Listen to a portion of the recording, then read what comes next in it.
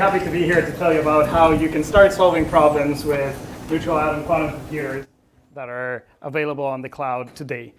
A year ago here at Q2B, I announced that QuEra was partnering with AWS to connect neutral atom quantum computers to the cloud. And I'm very happy to tell you that as of a month ago, this is the case. Our first machine, Aquila, is now available to all of you, giving you access to 256 qubits with programmable geometries and connectivity in an analog operational mode. This is the first machine of its kind, and so far the only that is available to the general public through a cloud service. And we have been hearing very positive feedback over the past month about the kinds of use cases that this has now enabled our early adopters to access in such a large device. Aquila, for us, of course, is a big milestone, but it is really only the beginning on our road to building full-scale, fault-tolerant, universal quantum computers. Our plan to achieve this goal is centered around providing access to unique quantum properties in systems that enable more and more use cases as the technological progression continues.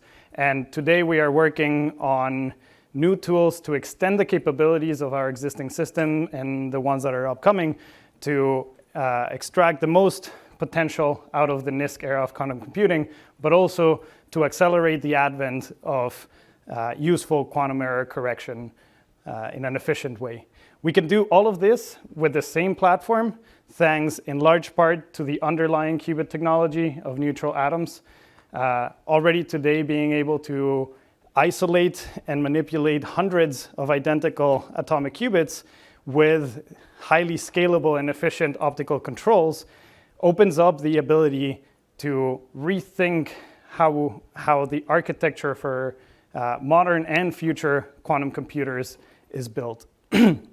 But we think that hardware is not enough, and especially in this early stage of maturity of the technology, it is very important that we build a fully integrated stack that works with the hardware capabilities and the unique properties that every hardware provides, and couples that with software that enables users and empowers them to write algorithms that take advantage of those resources available today, as well as developing algorithms that are hardware conscious and that, again, are efficient in the utilization of quantum resources. This philosophy of ours is in large part inspired by the many years of collective experience in our team, starting with our scientific co-founders, who are leading voices in the development of quantum computing and other quantum technologies, but more importantly also in our incredibly talented team at the company. The story of QuEra really traces back to before our incorporation, and it builds up on the research and the development that was done at the universities, particularly Harvard and MIT, where myself, our scientific co-founders, and others started in 2015 to build towards highly controllable systems with neutral atoms, leveraging on the tens of years of tools that had been developed to isolate and manipulate neutral atoms as quantum systems. To give you a sense of the pace of progression, within 2 years of starting this project, we were already able to control 51 neutral atom qubits. And by 2019, we had accumulated enough evidence that the performance of the system was good enough that it was worth taking this outside of the lab and into users' hands. And that's the moment when QuEra was founded. Since then, our scientific collaborators at the university have continued to build on breakthrough after breakthrough for scientific discovery using the platform that was built there. And since then, at QuEra, we have focused on expanding the known use cases for this technology to industry-relevant applications, and much more importantly, bringing the technology now to the cloud in partnership with Amazon Braket, so that you can all start using it and developing your own algorithms. This brings me back to what are we offering on the cloud, and this is Aquila, our first machine with 256 qubits. I'll tell you a little bit about the properties of the machine. What you see here, this is a real picture of individual atoms where they are being held in vacuum and they are suspended, and we can take beautiful images like this one. This shows you what you can, it starts giving you an idea of what you can start doing with this, but importantly, Aquila gives you access to up to 256 qubits with coherence properties that extend throughout the entire system. And importantly, one thing that is enabled by the neutral atom platform is what we have come to call the FPQA, or field programmable qubit array method, in which you are able to define the connectivity of the qubits by the geometry for every task that you submit. And the way that this looks like, this FPQA architecture, is something like this, where this is one of the ways that we have for the machine to communicate with us and communicate to all of us that it is alive and it is saying hello. But in reality, what you're seeing here is in real time how you can change the connectivity of the processor as a user input. Each one of these spots, again, is an individual neutral atom that is held in vacuum. The importance of this, beyond writing text such as this one, is that this allows you, the user, to embed problems very efficiently in the hardware with very little overhead, or sometimes even no overhead. Particularly, to ground this to our hometown in Boston, what you see here is a network, particularly a graph problem extending over the greater Boston area, that you can tie to applications such as creating a network with repeaters, or even placing stores in a way that maximizes the coverage without introducing any meaningful downsides from having things too close to one another.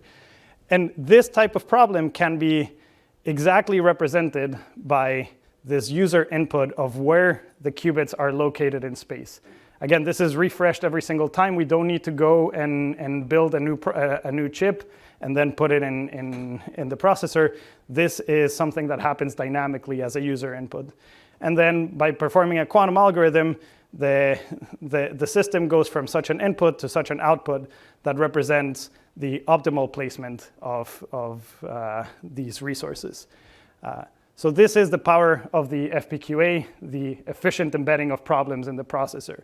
The next step is, how do we solve these problems and how do we write the quantum algorithms? And in our case, we are using an analog operation mode. This operation mode, while today is not universally programmable, it is designed for the early stage of maturity of this technology. And what it allows us to do is to keep the number of controls, both that the user needs to input, but also that we need to control through hardware, very small, and giving us a very efficient use of the resources. It has also proven for certain algorithms to be much more robust to error. So now that we are in a state of the environment where we talk about error mitigation and error suppression, it turns out that this analog operation mode has that built in for many applications.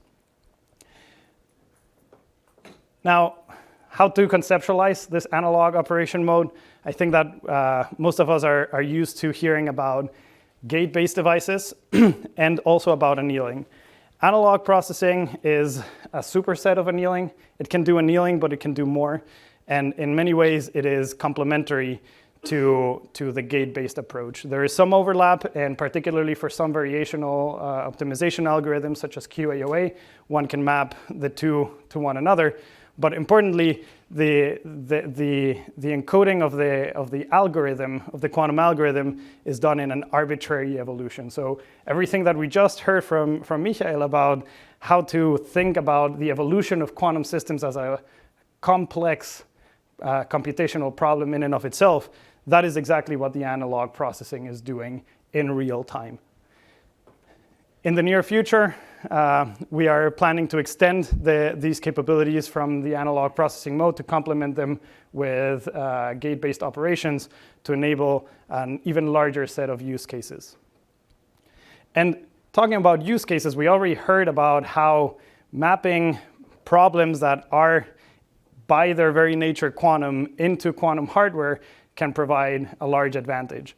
And these quantum-born problems are one of the areas that we have been working on developing applications, both at the company, but also even before that with academic partners. And some of the highlights here include the preparation of quantum states of matter that can inform how we design next generation materials. In this case, particularly the discovery of a quantum spin liquid that can be the basis for future qubit technologies that are topologically protected.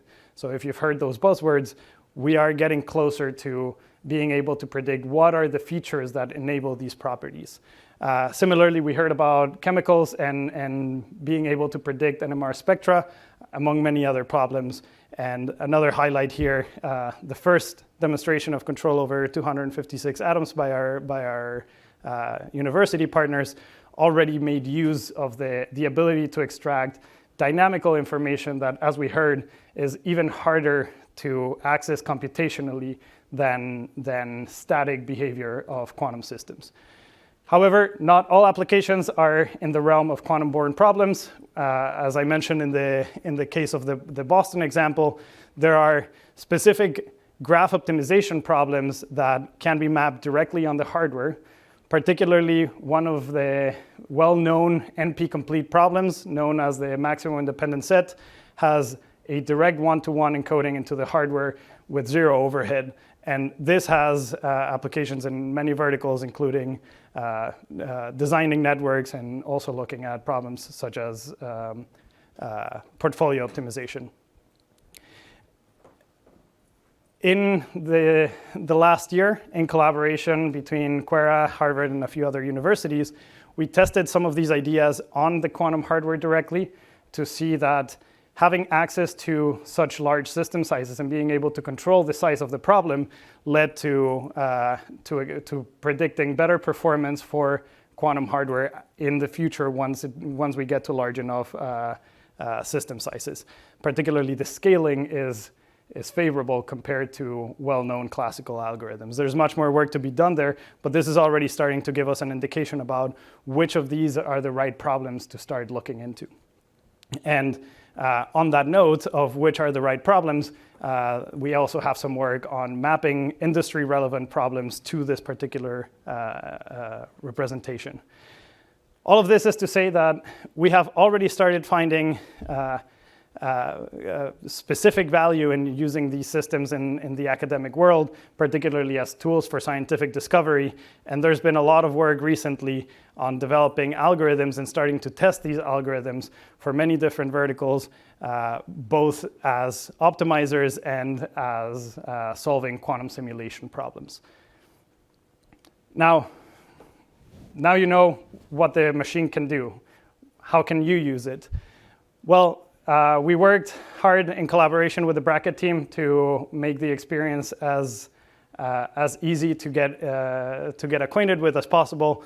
The programming of Aquila consists of defining the geometry of the qubits, which can be done programmatically, defining the real-time parameters for the few control knobs that are in the system, and lastly, running the program directly on the hardware, retrieving results and analyzing them. This is, as I mentioned, available on Bracket, and I'm happy to announce that they have programs for assigning research credits for projects that are making use of this machine.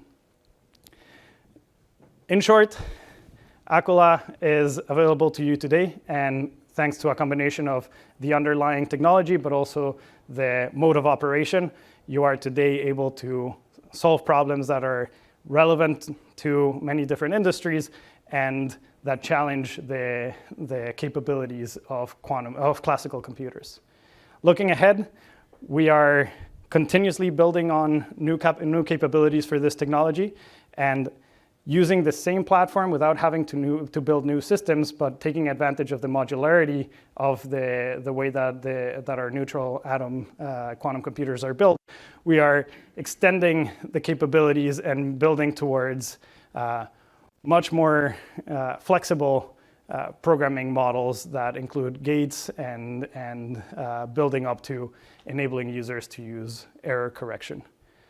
With that, I invite you to contact us to work together. Let us help you develop algorithms that match your needs and get started programming. There's a lot of information that we're putting out there to help guide you in your journey, both understanding the types of problems that are relevant and also how to program the computer. Thank you very much.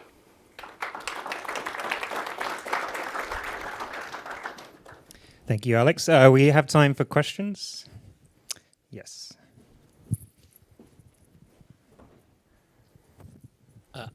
I know that you can't compare gate-based and annealing. I mean, sorry, this analog-based directly, but you can take a look at end fidelities of like problems such as simulations and things like that. How does, let's say, this system, in terms of the end fidelity for a same problem, run on a gate, like a superconducting qubit-based system versus this? And are there particular problems or that this would have a higher fidelity output in terms of answers? That's a super interesting question that does not have an easy answer. I think you expected that, but there's two things that I can say. One is that for particular algorithms, the analog approach makes it such that errors that are introduced throughout the algorithm lead to only mildly suboptimal solutions rather than something that is completely different. So in some ways, there's already some built-in robustness to the algorithms themselves by using this computational mode. So I don't have a specific point of comparison to quote here, but what I can say is that there are reported results from the university. There's nothing that I can share right now about our machine, but people are starting to use it on the cloud, and they will be able to corroborate this. But there are reported results that show coherence and very difficult to achieve quantum states with hundreds of qubits. I think that being able to access that regime with a gate-based system would be an incredible thing that I would like to be able to compare with.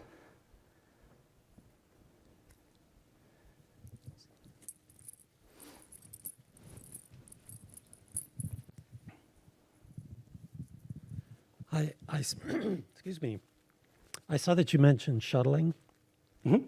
Is the advantage for shuttling on this system similar to what you would see with ion traps, where you move ions in the case of an ion trap so that you can do operations in one location and store Yes. information? Is it the same kind of advantage? Yeah, absolutely. So it has different layers to it, but one is what you mentioned. The other one is the efficiency in connecting separate parts of the processor and paying less of a cost given the existing 2-qubit fidelities in all quantum hardware out there.